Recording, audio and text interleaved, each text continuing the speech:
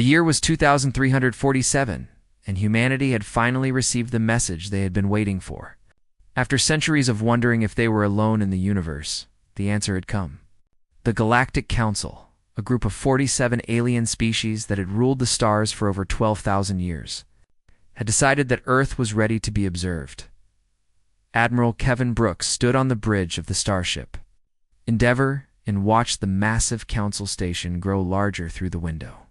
The station was the size of a small moon, covered in lights and surrounded by thousands of alien ships. Kevin had spent his whole life in the Navy, but he had never seen anything like this. Beside him stood Lieutenant Commander Hannah Price. She was young, barely 30 years old, but she was the best diplomat humanity had. She had spent 10 years learning every alien language and custom that Earth had been able to study from intercepted transmissions. "Remember," Hannah said quietly, "we are here as guests. The Council does not give membership easily. Some species wait thousands of years before they are accepted." Kevin nodded, but he felt something wrong in his stomach. The Council had sent only one ship to meet them, and that ship had pointed its weapons at the Endeavour the entire journey. That was not how you welcomed friends. When the human delegation finally stood before the High Assembly, Kevin understood why he had felt worried. The chamber was enormous, filled with hundreds of alien representatives floating on platforms above them, and every single one of them was looking down at the humans like they were insects. The Varathi High Speaker was a tall insect-like creature named Zethkalan. He had 4 arms, 2 large black eyes, and a mouth filled with sharp teeth. When he spoke, his voice was cold and filled with disgust. "Your species has been watched for 3 of your centuries," Zethkalan announced. "You are aggressive. You are unpredictable. You are dangerous." Kevin kept his face calm even though his heart was beating fast. "We come in peace, High Speaker. We only wish to join the galactic community and share in its knowledge." "Peace," another council member laughed. This one was a Veshan named Morath. His body was like a giant snake, covered in green scales, and he wrapped himself around his floating platform as he spoke. "Your species fought 2 world wars in a single century. You discovered how to split the atom, and the first thing you did was use it to kill hundreds of thousands of your own kind. You are not ready for the stars." Hannah stepped forward and spoke in the Decian language, which surprised many of the council members. "Every species has a violent past. We have learned from our mistakes. We wish to prove ourselves." But the council was not interested in listening. One by one, the representatives spoke against humanity. They called humans primitive, barbaric, and unworthy. They said that allowing humans into the galactic community would be like letting wild animals into a garden. The delegation was dismissed without any real discussion. The council did not even vote. They simply told the humans to return to Earth and stay there until the council decided they were ready. That decision, they said, might take centuries. Kevin was angry, but he held his tongue. There was nothing to be gained by arguing with people who had already made up their minds. He ordered the crew to prepare for the journey. But the council was not finished with them, as the Endeavour prepared to leave. Council security forces suddenly boarded the ship without any warning. Dozens of armed Varathi soldiers stormed through the corridors, shouting that the humans had violated quarantine protocols. They claimed that human bacteria could contaminate the station and that the ship needed to be sterilized. Kevin tried to explain that they had followed every protocol perfectly. He tried to show them the records, but the Varathi soldiers were not interested in talking. They started forcing crew members to the ground, hitting anyone who resisted. The situation turned violent quickly. A young ensign named Tommy Rodriguez was thrown against a wall by a Varathi soldier, twice his size. Hannah ran to help him, putting herself between the soldier and the boy. The soldier shot her without hesitation. Kevin watched Hannah fall to the ground, a smoking hole in her chest. Her eyes were still open, still surprised, as if she could not believe what had happened. Tommy was screaming. Other crew members were screaming, and the Varathi soldiers just kept pushing forward like nothing had happened. By the time the chaos ended, 3 human crew members were dead. Hannah Price, Engineering Officer Marcus Webb, Security Guard Diana Flores, 3 people who had come in peace, who had believed in diplomacy, who had done nothing wrong. The council called it an unfortunate misunderstanding. They said the soldiers had felt threatened. They said the humans should have cooperated more quickly. They offered no apology. They offered no punishment for the soldiers who had fired. They simply told Kevin to take his dead and leave. And then came the final insult. High Speaker Zethkalan appeared on Kevin's screen as the Endeavor prepared to depart. "Let this be a lesson," the Varathi said coldly. "Humanity will remain confined to your solar system until the Council decides otherwise. Any attempt to expand beyond your borders will be considered an act of war. Do you understand?" Kevin stared at the alien's face for a long moment. He thought about Hannah, who had spent her whole life preparing for this moment. He thought about her body now, lying cold in the ship's morgue. He thought about the look on her face when she died, still trying to protect someone else. "I understand," Kevin said quietly. Zethkalan smiled, thinking he had one. "Good, then we are finished here." The screen went dark. Kevin stood alone on the bridge for a long time, staring at the stars. The crew was afraid to approach him. They had never seen their admiral so still, so quiet. Finally, his first officer worked up the courage to speak. "Sir, what are your orders?" Kevin turned around. His eyes were dry. His voice was calm. But there was something in his expression that made the first officer step back. "Set course for Earth," Kevin said. "Maximum speed." "And when we get there, sir?" Kevin looked out the window one last time at the council station, burning its image into his memory. "When we get there, we tell them everything. We show them what the council really thinks of us. And then we start preparing." "Preparing for what, sir?" Kevin's jaw tightened. "For the day when humanity shows the council exactly what kind of mistake they made today." The Endeavor turned toward home, carrying 3 bodies and a promise. The council thought they had put humanity in its place. They thought they had shown the young species who was in charge. They had no idea what they had actually done. They had given humanity a reason to hate. And humanity, as the galaxy would soon learn, was very good at hate. But they were even better at patience. And revenge. Kevin Brooks would not live to see that revenge completed. But he would start it. And nothing in the galaxy would be able to stop it once it began. For 100 years, humanity did exactly what the Galactic Council expected them to do. They stayed quiet. They stayed inside their solar system. They sent no more ships to Council space. They made no complaints. They asked for nothing. The Council was pleased. They believed they had taught the young species a lesson. Every few years, they would send a patrol to check on Earth, and every time they found the same thing. Humans building small stations around their planets. Humans mining asteroids. Humans doing nothing that looked threatening, what the Council did not. See was what happened in the places they were not. Looking Dr. Patricia Coleman was 60 years old when she finally cracked the secret of faster-than-light travel. She had spent her entire career at the Luna Research Station, studying the data that the Endeavor had collected during first contact. The Council had been careless. They had let humans see their technology, assuming the primitives would never understand it. Patricia understood it, and she made it better. The Council has been using the same drive technology for 8,000 years, she explained to the United Earth Assembly in 2380. They found something that worked and they stopped looking for improvements. We started from zero, which means we had no limits on what we could imagine.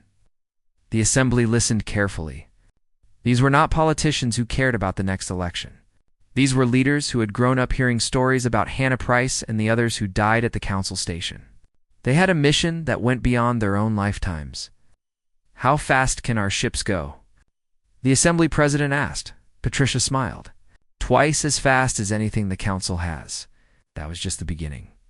By 2400, humanity had developed energy shields that could stop any weapon the Council possessed. By 2420, they had created railguns that could punch through Council armor like paper. By 2440, they had built stealth systems that made their ships invisible to Council sensors. Every breakthrough was kept secret. Every scientist who worked on military projects lived on hidden stations in the outer solar system, far from Council patrols. Every piece of new technology was tested in deep space where no one could see, and while the scientists worked, the soldiers trained. General Derek Shaw was a hard man with a simple philosophy. He believed that war was coming, and he believed that humanity needed to be ready. He had been a young officer when the Endeavour returned with its dead, and he had spent every day since then preparing for revenge. "The Council thinks we are primitives," Derek told his officers at the Mars Military Academy. "They think we bang rocks together and worship fire. That is our greatest advantage. They will not see us coming until it is too late." Derek built an army like nothing Earth had ever seen. Every soldier was trained in zero-gravity combat. Every soldier learned how to fight in spacesuits, in ships, on alien worlds, with different gravity and atmosphere. Every soldier was taught that they were fighting for everyone who had ever been insulted or hurt. By the Council, by 2450, Earth had 200 million soldiers ready for war. They had 3,000 warships hidden in shipyards built between the stars. They had colonized 15 systems in secret, using stealth technology that the Council could not detect. The humans called these hidden colonies the Shadow Worlds. Each one was built underground or inside hollowed-out asteroids, invisible from space. Each one was self-sufficient, able to survive without any contact from Earth for decades if necessary. One of these colonies was called New Haven. It was built inside a large asteroid in a system that the Council had marked as worthless. 20,000 people lived there, including 6,000 children. They had schools and hospitals and farms. They had built a good life in the darkness between stars. They had no idea that their existence had been discovered. Vorathi patrol commander named Kethforin was running a routine scan of the sector when he noticed something strange. A small heat signature coming from an asteroid that should have been cold and dead. He moved closer to investigate. What he found changed everything. Kethforin saw the human colony, and he faced a choice. He could report his discovery through proper channels, which would mean months of discussion and debate in the Council. Or he could handle the situation himself. Kethforin was a proud Vorathi. He remembered the stories of how his people had humiliated the humans at first contact. He remembered how the primitive creatures had cowered before the Council's might. He decided that these hidden humans were an insult that needed to be punished immediately. He did not ask for permission. He did not warn the colonists. He simply ordered his ship to begin orbital bombardment. The attack lasted for hours. When it was finished, New Haven was nothing but rubble and ash. 40,000 people were dead, including those 6,000 children. Families who had been eating dinner, students who had been studying for tests, babies who had been sleeping in their cribs. Kethforin recorded a message to send to the Council, boasting about what he had done. He called it a successful operation against illegal human expansion. He expected to be praised as a hero. The message was intercepted by human intelligence before it reached the Council. Within hours, every person on Earth knew what had happened. They saw the images of the destroyed colony. They saw the faces of the dead children.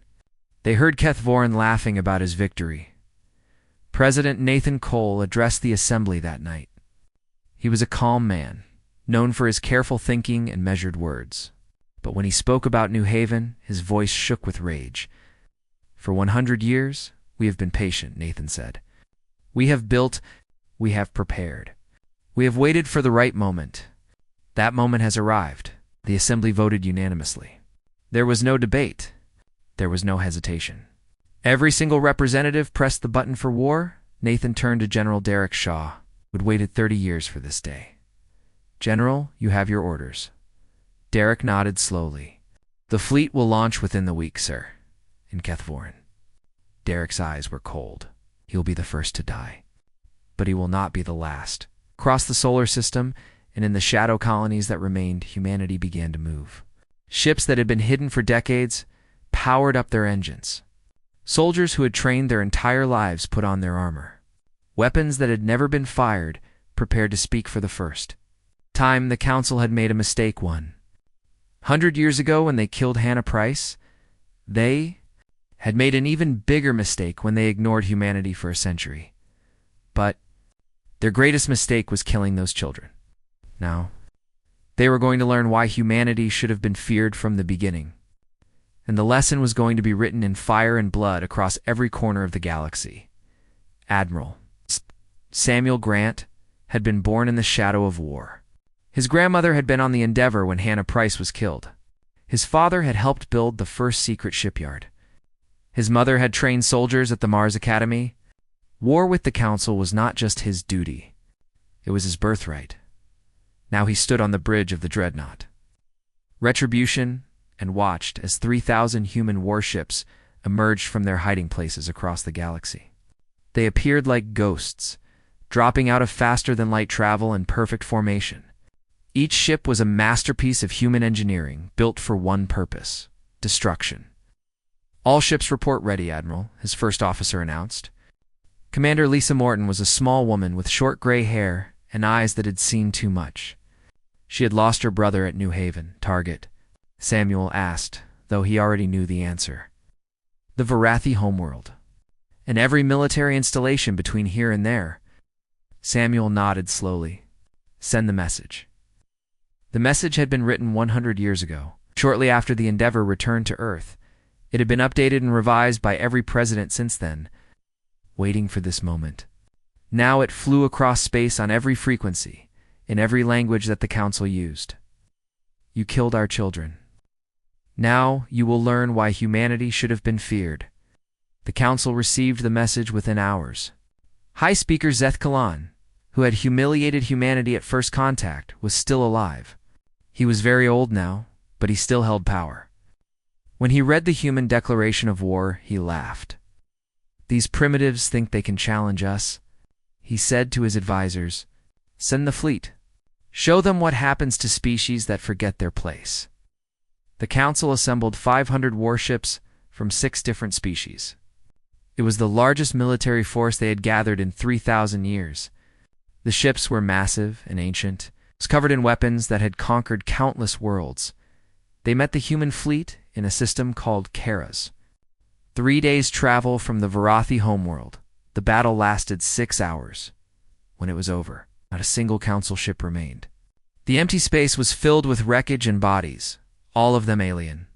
Human losses were 23 vessels. Commander Lisa Morton reviewed the tactical data with something like wonder on her face. Their weapons could not get through our shields. Our railguns went through their armor like it was not there. It was not even close, sir. Samuel watched the debris float past his window. Somewhere in that wreckage was the flagship that Zeth Kalan had sent. Its admiral had died, still not understanding what had happened. It was never going to be close, Samuel said quietly. They had been fighting each other with the same technology for 10,000 years. They found what worked, and they stopped trying to improve.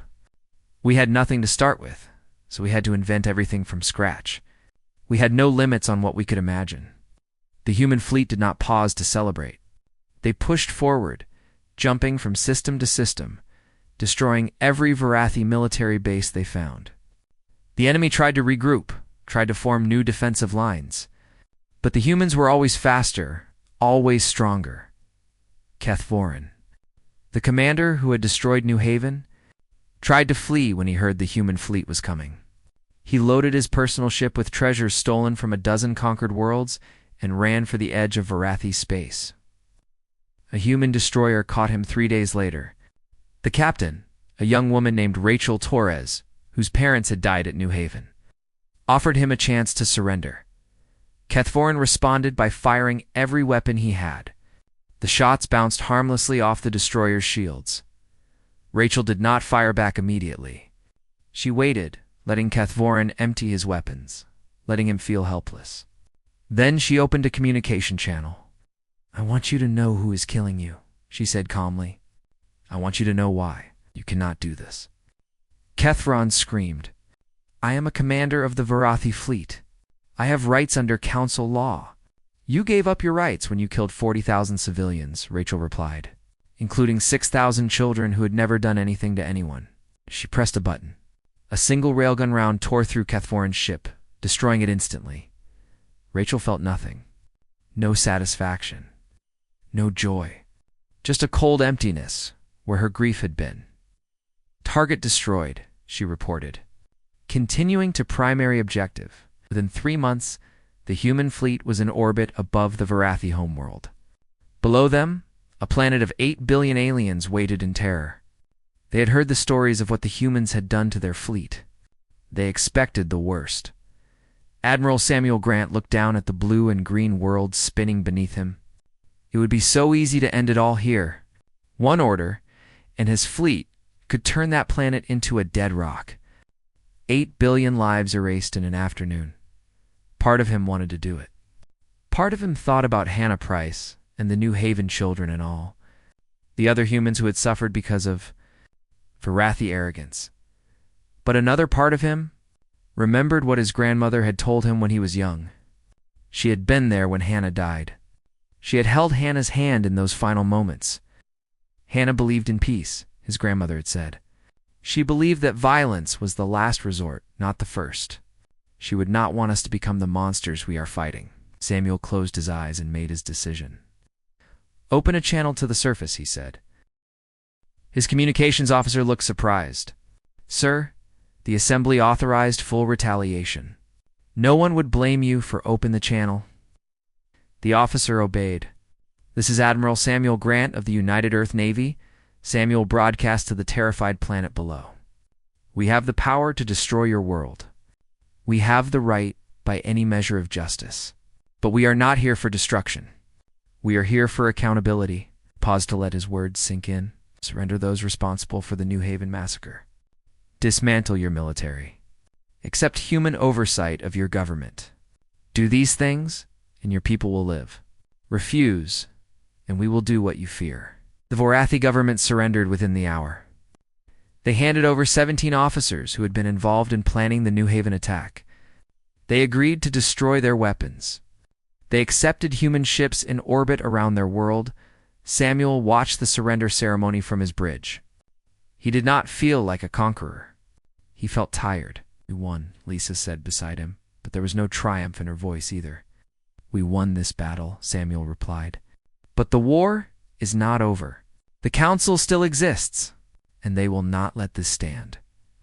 As if to prove his point, a message arrived from Council headquarters on Thesha.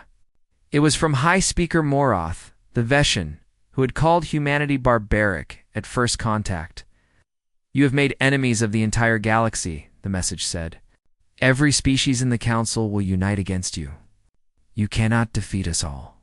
Samuel read the message and smiled grimly. "Still does not understand," the Admiral said. "He thinks numbers matter. He thinks having 47 species on his side makes him strong." He composed a reply, just 3 words: "Come and see." High Speaker Morath had ruled the Galactic Council for 200 years. In that time, he had watched empires rise and fall. He had negotiated treaties that ended wars lasting centuries. He had always believed that patience and politics could solve any problem. Now, he watched the reports coming in from Varathi space and felt something he had not experienced in a very long time: fear. The humans had destroyed the Varathi military in 3 months. 3 months. The Varathi had been one of the most powerful species in the galaxy, with a fleet that had conquered dozens of worlds. And the humans had broken them like they were nothing. Moroth called an emergency meeting of the Council. The chamber that had once been filled with confident representatives was now filled with frightened ones. Everyone had seen what happened to the Varathi. Everyone was wondering if their species would be next.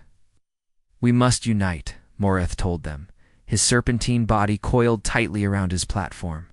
"Every species, every fleet, every ship we can gather. If we do not stop the humans now, none of us will survive." The response was mixed. Some species had already sent secret messages to Earth offering to surrender before the fighting reached their worlds.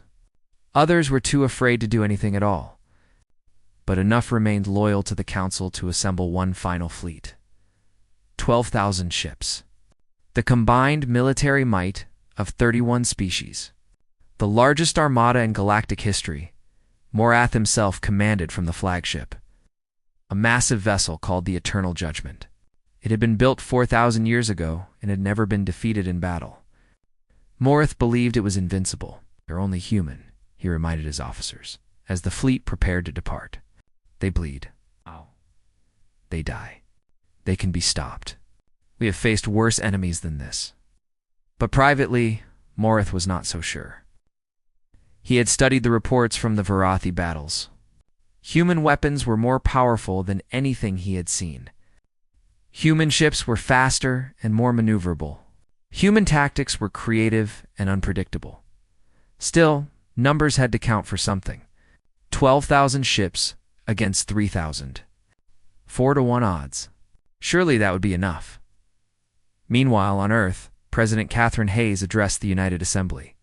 She was a tall woman with silver hair and calm eyes that had seen humanity through many crises. "They are coming with everything they have," she said. "Our fleet is outnumbered 4-to-1. Our analysts give us a 30% chance of victory in a straight fight." The Assembly murmured with worry. Catherine held up her hand for silence, which is why we are not going to give them a straight fight. She explained the plan that her military advisors had developed. It was dangerous. It was complicated. It required perfect timing and nerves of steel. It was exactly the kind of plan that only humans would think of. The Council fleet traveled for 2 weeks before they found the human fleet waiting for them in a system called Nekara. It was an empty system, just a dying star surrounded by a few barren moons and asteroid fields. There was no strategic value to the location. Admiral Neil Grant had chosen it for exactly that reason. When the Council fleet arrived, they found 3,000 human ships arranged in a defensive formation. They looked small and vulnerable compared to the massive armada facing them. Morith allowed himself a moment of triumph. All ships opened fire. The Council fleet unleashed a storm of weapons fire. Plasma bolts, laser beams, missiles, and projectiles of every kind flew toward the human formation. The humans returned fire, but they were clearly outmatched. Their shields flickered. Several ships exploded. "They are retreating," one of Morph's officers shouted. It was true. The human fleet was falling back, moving toward one of the barren moons at the edge of the system. They were taking heavy losses as they went, leaving burning wreckage behind them. "Pursue them," Morth ordered. "Do not let them escape. End this today." The Council fleet followed eagerly. 12,000 ships pressed forward, their formations tightening as they chased the fleeing humans. Every captain wanted to be the one who fired the killing shot. Every species wanted to claim credit for humanity's defeat. They were so focused on the chase that they did not notice. Where they were going, the barren moon was surrounded by a thick field of debris. Rocks and dust and chunks of ice left over from the system's formation billions of years ago. The Council sensors showed nothing unusual about it, but the Council sensors were not designed to detect human stealth technology. Hidden in that debris field were 2 billion mines. Each one was barely larger than a human fist. Each one contained enough antimatter to destroy a cruiser. They had been placed there 6 months ago by human stealth ships. Waiting patiently for this exact moment, Samuel Grant watched from the bridge of the Retribution as the Council fleet entered the debris field. His hands were steady on the arms of his command chair. Admiral Commander Lisa Morton said quietly, "The Council fleet is fully inside the kill zone." Samuel nodded. He thought about the 40,000 people who had died at New Haven. He thought about the 6,000 children. He thought about Hannah Price and all the others who had been killed or insulted by the Council over the centuries.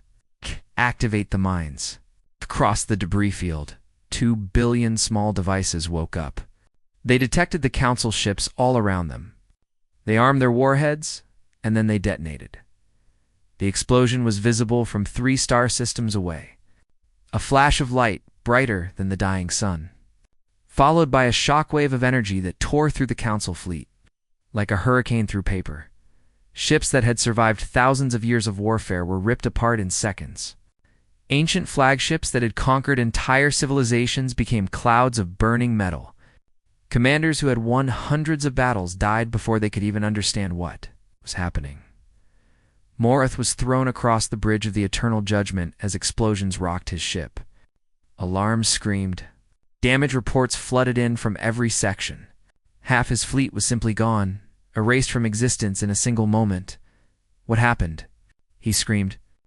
"What did they do?" but no one could answer him. The bridge crew were dead or dying. The ship was breaking apart around him. Through a crack in the hull, Morath could see the debris of his armada spreading across space like a metal storm. He had been so sure of victory, so confident that numbers would win, and now his fleet was destroyed. His species was humiliated, and the humans were still coming. The eternal judgment exploded 30 seconds later. Morath died, still not understanding how the primitives had beaten him. When the light faded and the shockwaves settled, less than 2,000 council ships remained. They floated in the debris field, damaged and disoriented, surrounded by the wreckage of their comrades. Admiral Samuel Grant surveyed the battlefield from his bridge. The human fleet had lost 87 ships in the chase and the initial exchange. The Council had lost 10,000. Should we pursue the survivors? Commander Lisa asked. Samuel considered for a moment, then shook his head. No, let them run. Let them go back to their homeworlds and tell everyone what happened here. Fear is a weapon too, and right now fear will do more damage than our guns. The surviving Council ships fled in every direction. Some headed back to their homeworlds. Others simply ran into empty space, too terrified to think clearly. The alliance that Morath had built was shattered beyond repair. President Catherine Hayes sent a message to every species in the galaxy that night. The Galactic Council is finished. Their fleet is destroyed. Their leadership is dead. Any species that wishes to surrender may contact Earth directly. We do not seek conquest. We seek justice and a new order. For the galaxy, surrender offers began arriving within hours. Species that had been loyal council members for thousands of years were suddenly eager to make peace with the humans. They had seen what happened to those who fought. They did not want to be next. Samuel watched the surrender messages scroll across his screen. He felt no joy in their fear. He felt no satisfaction in their submission. We won, Lisa said beside him. We survived, Samuel replied. That is not the same thing. The war is over. Now comes the hard part. What is the hard part? Samuel looked at the stars outside his window. Somewhere out there, billions of aliens were waiting to see what humanity would do with its power. Building something better than what we destroyed. The council chamber on Nicaea had stood for 12,000 years. Its walls were made of crystal that had been grown over centuries. Its ceiling was painted with murals showing the history of galactic civilization. Its floor had been walked by the leaders of hundreds of species, including some that no longer existed. Now, Ambassador Daniel Cooper walked through those ancient halls and thought about how small he felt. He was a tall man with brown hair turning gray at the edges, and he had spent 30 years preparing for this moment. But nothing could truly prepare someone to stand in a place where history was about to change forever. Behind him walked four other humans. No weapons, no guards, no show of force. Just 5 people in simple black suits, representing a species that had gone from primitive newcomers to galactic conquerors in a single century. The remaining council members watched from their floating platforms. There were only 23 species represented now. Some had surrendered to humanity individually. Others had simply disappeared. Their governments collapsed in the chaos after the Great Battle. Still others had fled to the edges of known space, hoping to escape what was coming. Daniel took his place at the central podium. This was where human delegations had stood 100 years ago, asking politely for membership and receiving only insults in return. This was where humanity had learned what the galaxy really thought of them. Things were different now. The Galactic Council is dissolved, Daniel announced. His voice was calm and steady. Your authority is revoked. Your laws are no longer valid. Your era is finished, no one argued. No one protested. The representatives just sat in silence, waiting to learn their fate. A Keth delegate found his voice after a long moment. The Keth were insectoid creatures, smaller than the Varathi, but just as ancient. And what will replace the council? Human rule? Human empire. Will you become what we were? Daniel had expected this question. He had practiced his answer 1,000 times. No, he said simply. Something better. He activated a holographic display that showed the document Earth had spent 2 years writing. Every word had been debated. Every sentence had been revised. It represented the best thinking of human philosophers, leaders, and ordinary citizens who had been asked what kind of galaxy they wanted to live in. The Galactic Federation, Daniel explained. Equal representation for all species, regardless of size or military power. Democratic governance, where every voice matters. Protected rights for all sentient beings. Fair trade that benefits everyone, not just the powerful. The Keth delegate stared at the hologram. You could rule us all. You have the ships. You have the weapons.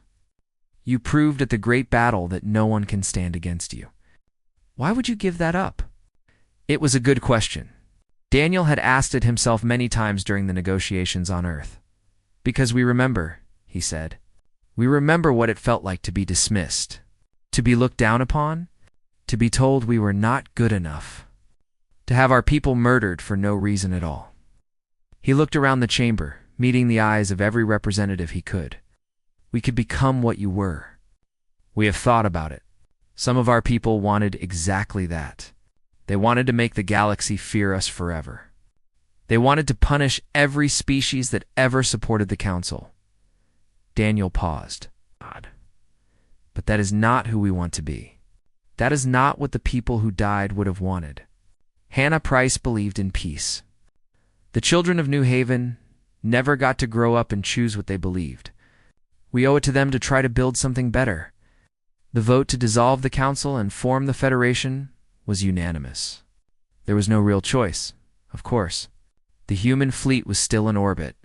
But over the following months and years, something remarkable happened.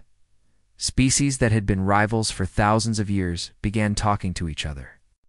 Trade routes opened that had been closed since before humanity existed. Scientists from different worlds started sharing research. Artists from alien cultures began collaborating on projects that no single species could have imagined alone. It was not perfect. There were disagreements and conflicts and old hatreds that took generations to fade. Some species never fully accepted the new order. Some humans wanted to go back to conquest and had to be stopped, but the galaxy was moving forward, together, for the first time in its history. On Earth, a memorial was built in the city of Geneva. It was a simple garden with a wall at its center.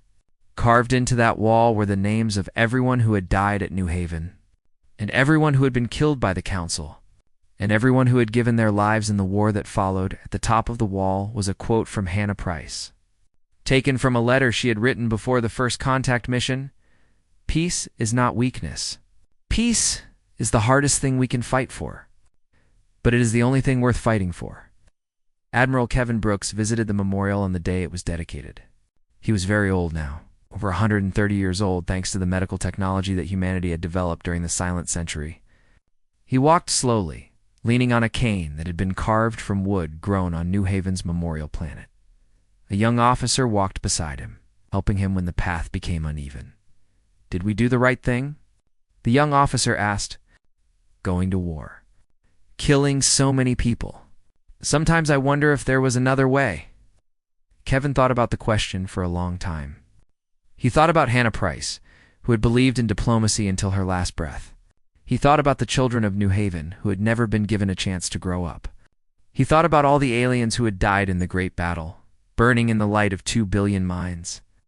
I do not know if we did the right thing, he said finally. War is never right. Killing is never right. Every death was a tragedy, even the deaths of our enemies. He stopped walking and looked up at the wall of names. But I know that we had to do something. We could not let the Council keep killing our people. We could not let them treat us like animals forever. Sometimes there are no good choices. Sometimes you can only choose between bad and worse. So what made us different from them in the end? Kevin smiled sadly. We stopped. We had the power to destroy them all, and we chose not to. We had the power to become tyrants, and we chose to share our power instead. That does not make up for the deaths. Nothing can make up for the deaths, but it means something. The young officer nodded slowly. I hope so. So do I, Kevin said. Every day. I hope so. He reached out and touched one of the names on the wall. Hannah Price, the woman who had died believing in peace 100 years and a lifetime ago. We did what we had to do, he whispered.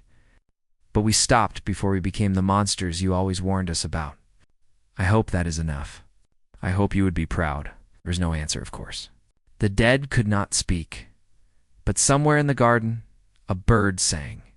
And somewhere in the galaxy, billions of beings of dozens of species were building something new together.